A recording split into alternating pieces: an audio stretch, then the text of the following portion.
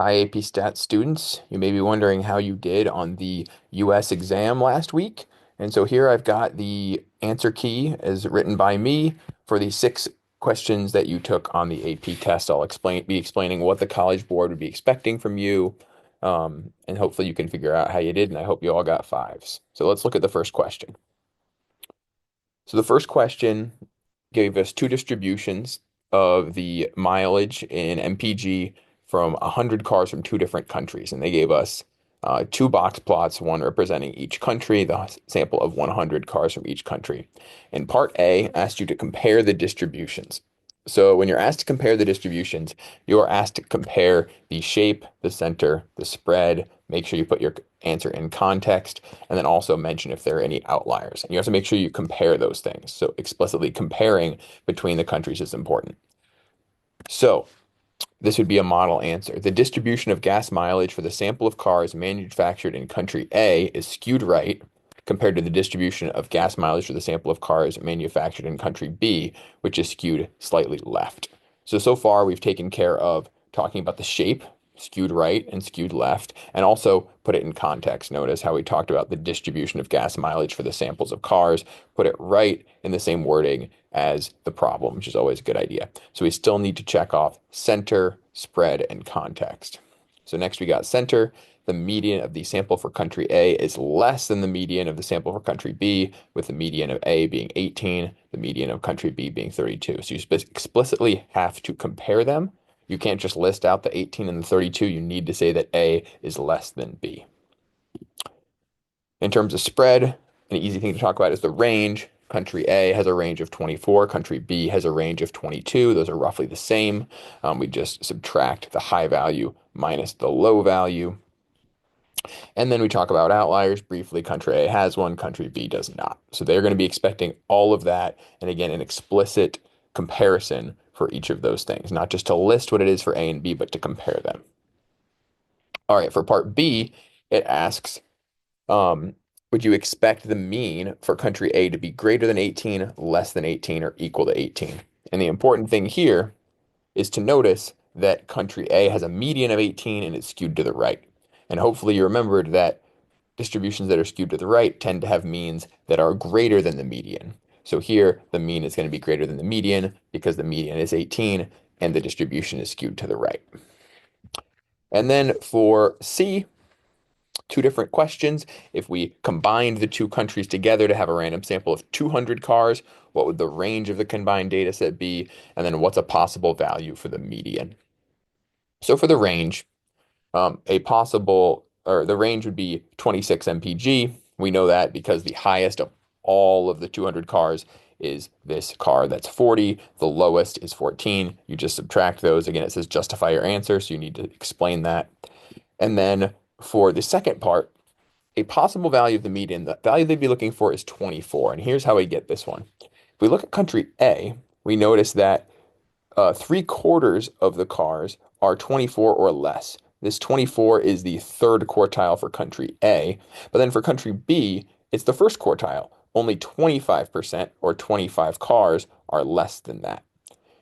And for the median, we need exactly half of the cars to be below that value and half of the cars to be above that value. And so we can see for 24, we would have exactly 100 cars less than 24 and 100 cars greater than 24 because we have 75 less than for A, 25 less than for B, and alternatively 25 greater than for A and 75 greater than for B. So that would give 100 cars on either side of 24, making 24 the median.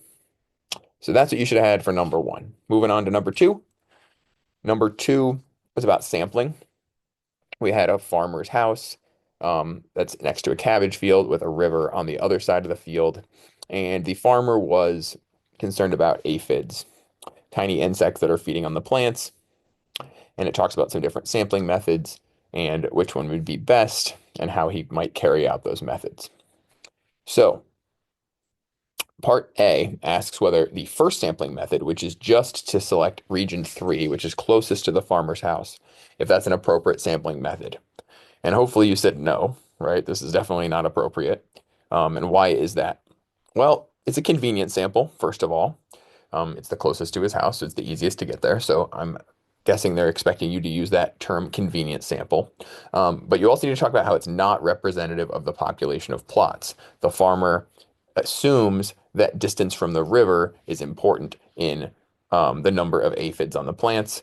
Since we're getting one that's far away from the river and it's just one, it'd be good to talk about how we're only sampling one. We usually want to have replication, and sampling one plot would not be replication. This is going to be not representative of the population, and it's also likely to underestimate the aphid damage because aphid damage is larger closer to the river, meaning it'd be less farther from the river. This concept also comes up in part B because using sampling method 2, the farmer randomly selected just row E and examined every cabbage in row E. And then it says if the farmer's belief is correct about aphids, determine whether selection of row E is likely to provide an overestimate or underestimate of the proportion of cabbage plants in the field that are damaged by aphids. Justify your answer. Well, here it would be an overestimate because aphids are likely to exist closer to the river, right? It says that the farmer believes the extent of aphid damage is greater for the regions closer to the river. Since E is the closest to the river, we would assume that we'd get an overestimate if we just sampled only row E. All right, and then lastly, it says using the information provided in the diagram, describe how to implement sampling method 3. So in that, we are going to be randomly selecting one region from A, one from B, one from C, one from D, one from E.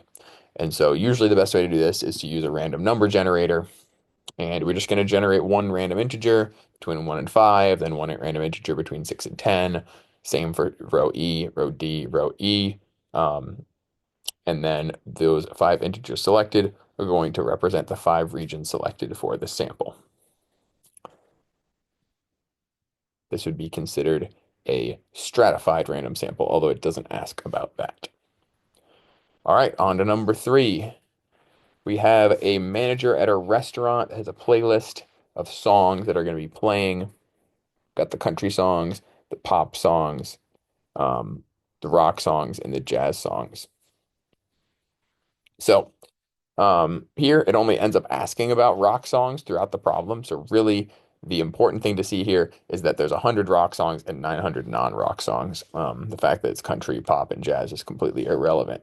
Part A, suppose one song is selected at randomly played. What's the probability that song is a rock song? Well, it's just 100 over 1,000. So it's 0.1. Notice, even though this is almost nothing to be shown, you do need to show that 100 over 1,000, which gives you 0.1. And then if we had 2 songs, what's the probability that both are rock songs? We would do this probability squared. Notice that it says any song can be replayed at any time, so we do not need to consider that it's without replacement. This is with replacement. So this probability will not change. If a song is picked for the first song, that song could also be picked for the second song.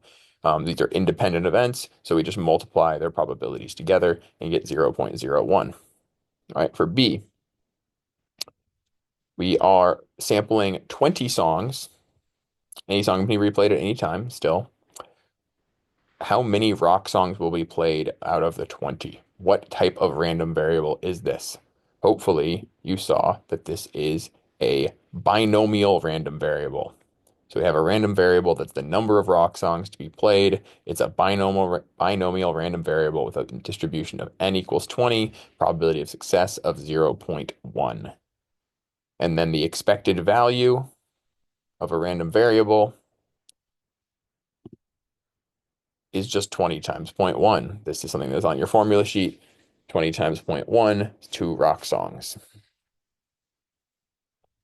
Then for part C, what's the probability that 4 or more rock songs will be played? This is something your calculator can help you calculate. However, you do need to show the work, and luckily that is also on your formula sheet. You would want to show this calculation of 20 choose 4 times 0.1 to the 4th times 0.9 to the 16th, and there's going to be a bunch of different terms here, 20 choose 5, 20 choose 6, all the way up to 20 choose 20 times 0.1 to the 20th, which gives you 0.1330. Now, if you're calculating this on your calculator, you would have used 1 minus the binomial CDF, and you would look at a sample size of 30 and 3 as your maximum because we're doing the complement of that. But this is the work that should have been shown on your free response answers. Suppose the 4 rock songs are played in a 1 hour period. Does this provide strong evidence that the song selection process is not truly random? Justify your answer. So this, we're going to be referencing this number and kind of using this as an informal p-value. And so we would say this does not provide strong evidence that the song selection process was not truly random. The probability of this occurring is 0.1330, which is higher than any significance level. As a result, there's not enough evidence to reject the null hypothesis that the song selection process is random. All right, on to number 4. Here we have a significance test that you need to run. Hopefully, you know your 4-step process. So let's go through this free response question together with that 4-step process. So hopefully, you know the first thing you should do is name your test. And also, if it is a test, to say the null and alternative hypothesis. So first off, it's a 1-sample z-test for a population proportion.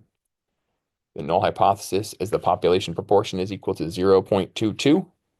The alternative hypothesis is that the population proportion is greater than 0.22. And you have to define that P. Make sure you said what P was. P is the proportion of all students at her school who use the app to help them with their homework at least once per week. Always a good idea to take this right out of the problem. If you look up here, you can see that I just copied it down right here. Define P just like the College Board does. All right, so that's step 1. Step 2 is to go through the conditions. There's 2 important conditions here. The first condition is the independence condition. We need a reference that it's a random sample. It says random sample of 130 students. That's good. We also need to make sure we sampled less than 10% of the population since we're sampling without replacement. 130 is less than 10% of 2,000. So that is met. And we also have to check that the sampling distribution of p hat is approximately normal. You do n times p, n times 1 minus p, and that gives us 28.6 and 101.4. Notice we're using p here and not the p hat from the problem. We're using the p from our null hypothesis. All right, then we got to run the test, report the test statistics, and then draw a conclusion. Due to our p-value below the significance level, we reject the null hypothesis. That means there is convincing evidence to support Karen's beliefs that the proportion of all students at her school who use the app to help them with their homework at least once per week is greater than the proportion for her country. So again, it's that 4-step process. Say what you're doing, do the conditions, report the test statistics, draw a conclusion. All right, on to number 5. All right, here, so we're given some data about the number of bedrooms for houses that were built in 2024 in country B. And we're also comparing it to that distribution from 2017. So for part A, it says, house from the sample will be selected at random. What's the probability that the house had fewer than 3 bedrooms? Show your work. Well, that's probably the easiest question they could ask you. Well, there's only 2 outcomes that are less than 3, 1 and 2. Let's add those numbers together, 0.34. And then if we want to calculate the mean number of bedrooms or expected value, what would need to happen is that we need to add all of these values together. 1 times 0.12, 2 times 0.22, 3 times 0.28, 4 times 0.22, etc. You need to show all that. That all equals 3.1 bedrooms. All right, a 1-sample t-test. In the context, state the hypotheses for the test. Well, his null hypothesis would need to be that the mean number of bedrooms of newly built houses in country B in 2024 is equal to 2.9. Our null hypothesis is always that um, a value is equal to another value. And the alternative hypothesis would be that that value is not equal to 2.9. You could also write this in symbols and then define the symbols, but here it makes sense to just write them out in words. So what would a type 1 error be then? A type 1 error is when you reject the null hypothesis, but you should have not done so. So in this context, a type 1 error would be concluding that the mean number of bedrooms in all newly built houses in country B in 2024 is not equal to 2.9 when it is actually equal to 2.9. So we assume it's not, but it actually is. All right. And then Keisha does a confidence interval. She calculates her confidence interval. Notice that the center value of her confidence interval is that 3.1 value that we found in part A. That makes sense. All right, based on that confidence interval, what's going to happen to our hypothesis test from part B with a significance level of 0.03? Well, since the value of 2.9 is not in this confidence interval, that means we would reject the null hypothesis and conclude that the mean number of bedrooms is not equal to 2.9. 2.9 is not in that interval. All right, on to the investigative task, all about Cohen's d. So Stefan is studying children and their comprehension from reading in the morning and in the afternoon. There's a sample of 100 children that, actually not a sample, they volunteered, and they had random assignment. And again, we had a group that read in the AM, took a quiz, group that read in the PM, took a quiz. Part A just talks about a p-value. Based on that p-value, what would the appropriate conclusion be? Here we have a very low p-value, which would result in us rejecting the null hypothesis. So since that value is less than 0.05, the null hypothesis is rejected. Therefore, the conclusion is that there is convincing evidence of a difference in the mean reading scores for all children, similar to those in the study who would read the story at 9 a.m., and the mean reading scores for all children, similar to those in the study who would read the story at 3 p.m. So there's a difference between those groups, not just in the sample, but for all children, right? All children that would do that. And then why is he doing a two-sample test rather than a paired test? Well, here, the groups are independent, right? We had random assignment of treatments. So we had 100, we split them up 50-50, but there were no similarities between the two groups. There was no sort of matched pairs going on where we quizzed the kids ahead of time and paired up the smartest kids together and put one in each group. We didn't have students do both things. We just had a random assignment of treatments, no relationship between the two groups. So there's no way to do a paired test here. It has to be a two-sample test. All right, and then on to the part about Cohen's d. So they give you a big summary of what that Cohen's d means, how to calculate it. They give you a formula here, give you a formula for S sub p here, and then tell you what it means. And the first thing they ask us to do is just calculate Cohen's d. Show your work. Well, we're given all these values, the sample means, sample standard deviations, and so it would result in this expression, which gives you 0.6312. You need to show all of this. I kind of combine these into one, which I'm sure would be fine for just plugging this into S sub p. This all simplifies to 0.6312. And then it wants you to interpret this value. Well, we can see it's right in the middle, somewhat meaningful in real life. But again, it talks about it in context. You can't just say somewhat meaningful. You need to relate it back to what we were talking about on the previous slide. The practical difference of 2.7 correct answers, which is the difference between the two groups, is somewhat meaningful in real life. And then lastly, If the standard deviations were higher, how would this change Cohen's d? Well, if the standard deviations were higher, then we know that the denominator of Cohen's d would increase, which in turn would cause Cohen's d coefficient to decrease. So the answer here would be smaller than. And then how does that affect the practical importance? Well, if Cohen's d goes down, that means the practical importance goes down as well. So you need to talk about that again in context. So if Cohen's d described in part D sub 1 indicates that Stefan's observed difference in the means of the new situation would have less practical importance than what was originally determined in part C, and that's because lower values of d represent less meaningful in terms of practical importance, and that's what we observed.